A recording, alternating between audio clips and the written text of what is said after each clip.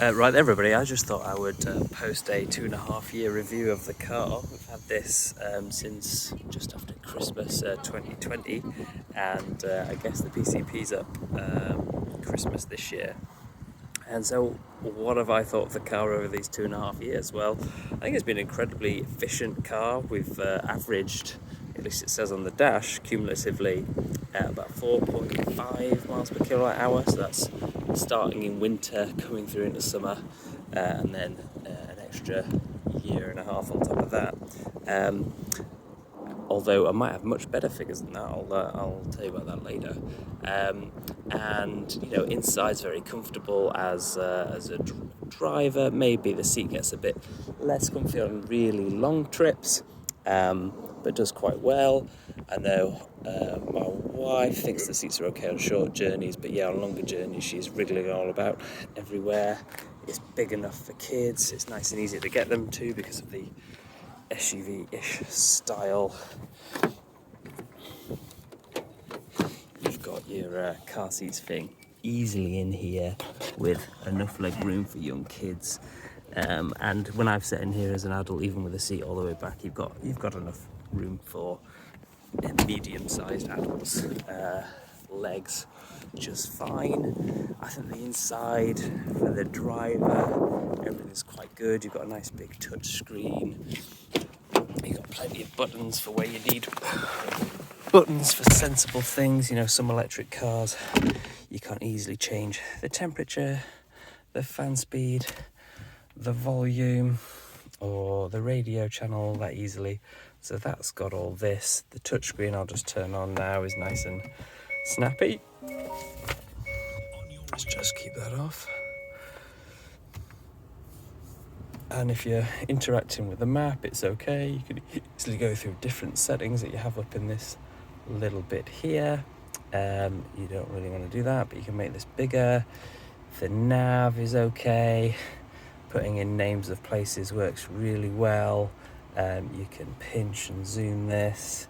I would say that, you know, where these charge points are isn't all that accurate or even interesting. Mostly destination charges and things like that, and the dealer can update it for you at the service, but I don't think Hyundai do an amazing job of that. But this is a fairly good machine, and it's got loads of information here for you. So what are we using? We're just stood still now, so obviously not driving.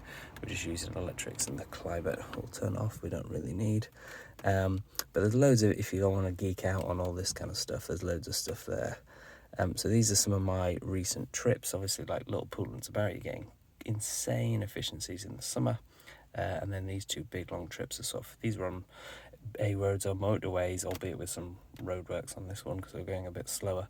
You're getting really good efficiencies. So this is like best in class, really. This is a lot better than a lot of the other cars that you will get. So this is what you like to get in late spring to summer. Fantastic stuff, really. And this screen just shows you, you can set your charge limits, and it'll tell you how far you go if you go up to these percentages and stuff at the current consumption. So that's really good. And you can mess with, you got loads of like lane keep assist and intelligent highway driving and all this sort of thing, intelligent cruise control. Fantastic stuff, really. Things I don't like about the car, I guess we'll come to. At least I got the premium model. There's an SE, which is lowest when I got mine in 2020 before the facelift, and then there's premium, and then there's premium SE. And so the headlights, you've got LED running lights, but the headlights are just normal lights, and they're a bit crap. What else? And then the boot is fairly good for my purposes, but is 361 litres, so not too bad. But the ID3 has got much bigger ones, the Leaf has got a bigger one, the Kia e-Nero's got a bigger one, and the Model 3's got a bigger one. But this is easier to get into than a Model 3's because obviously it's a hatchback and not a little saloon hatch. But I think that's big enough. And then when we've been on big trips, what we've done is we've just taken this false floor out and this out and that out, and we've got loads of stuff in. What we can get in is one big suitcase, one kid suitcase, a pram, and some extra stuff. So overall, I've been really happy with this car. It's been big enough for a family, but small enough for me just to commute and not feeling like I'm driving an enormous tank for no reason, and being a douche by buying a massive SUV for no reason. Long journeys, it does okay. It's fairly efficient if you stay at like 60 or 65. If you go at 70, it's not that aerodynamic shape, so does suffer there, you know, versus a Tesla Model 3 for efficiencies or whatever. Long journeys charging, it's not too bad. So I've certainly done quite a few long journeys. The distance you can get on this 64 kilowatt hour battery is amazing. It's currently quoting me 300, 330 miles. The trip I did this weekend to fully charge North Live was 4.9 miles per kilowatt hour. So, you know, you can get 320 miles if you're doing that. And that was on A roads, that was on the motorways, that was driving quickly, so that's not even particularly trying to save energy, although there were some roadworks. The trip down was 4.2, so you'd at least get 260 miles anyway, so plenty of distance. Charging when you're going, you can go from 10 or 20 to 80% in 44 minutes.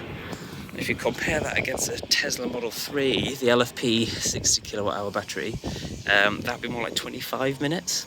Or if you compare that against an Ioniq 6 or an Ioniq 5, it'd be more like 18 minutes. So it is a bit slower, but if you've driven 300 miles or 5 hours, you know, average driving pace, then do you really want only a 18-minute wait? Do you really need only a 25-minute wait, or, you know, is a 44-minute wait okay? I would say perhaps it is, albeit in the winter this doesn't actively heat the battery before you get there, so you'll get slower speeds and it might be more like an hour, and then you might be feeling like, oh, this is mildly inconvenient. So there's that. You know, examples of long trips we did. I had to go to Weymouth to do some filming for a garden show we were on for the BBC, and that was 400 miles there and back from here at North Shields or Newcastle. So that was a...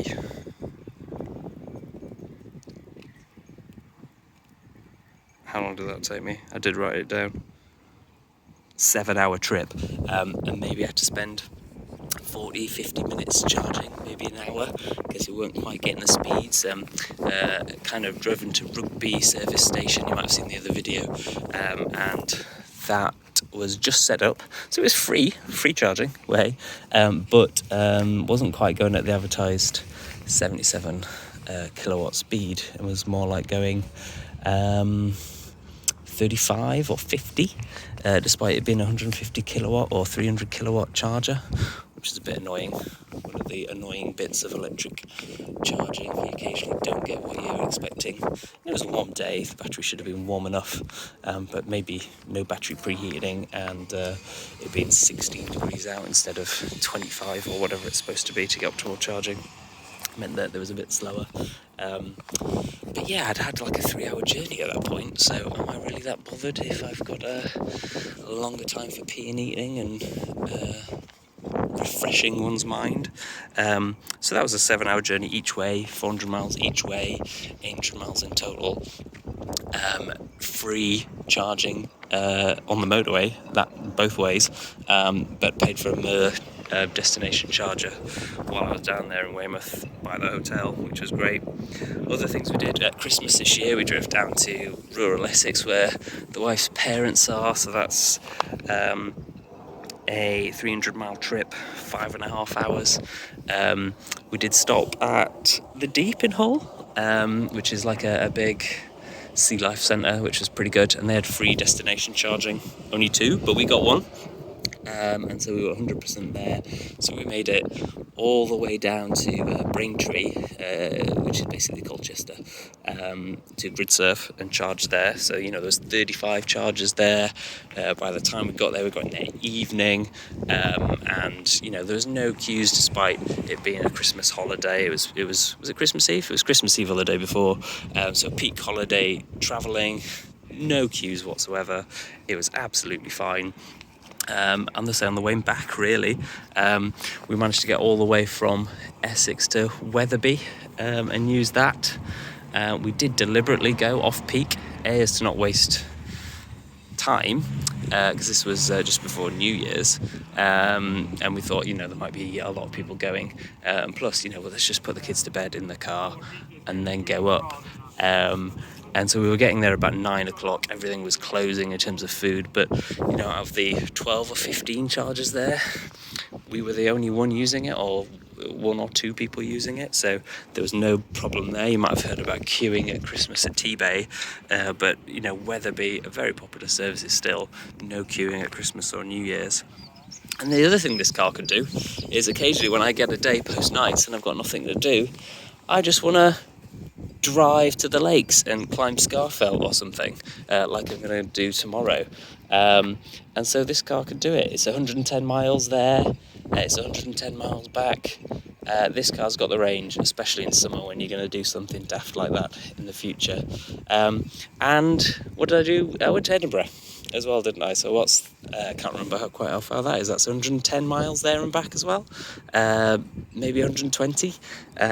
This car can do it on one charge, and then you could top it up overnight on your peak, your off-peak super cheap energy, and get it really cheap. Energy consumption, well, if I plug in my car scanner, I'll show you my little OBD port, which I've shown you before. If you just take off this little panel here, you've got your nice little OBD thing there. I'd recommend this brand. This was really cheap and works really well. It tells me that I have consumed or charged the battery 4,259 kilowatt hours. And so we've done 22,754 miles. So my maths works that out to be at 5.3 miles per kilowatt hour. So I'm not quite sure why the dash is quoting me 4.5 and this is telling me 5.3. But that's not bad at all. Cannot complain about that. And my charging app tells me that we've done 2,100 kilowatt hours from last May to this May, and that it's cost me 166 or something like that quid. It would have been a bit cheaper. It would have been about 150 quid. But Octopus put the prices up from 7.5p to 12.5p and now down to 9.5p for this go period of half midnight till 4:30 cheap hours. So that's had a bit of an impact, coming up a little bit, but very affordable still to do 10,000 miles a year. Cannot knock that at all.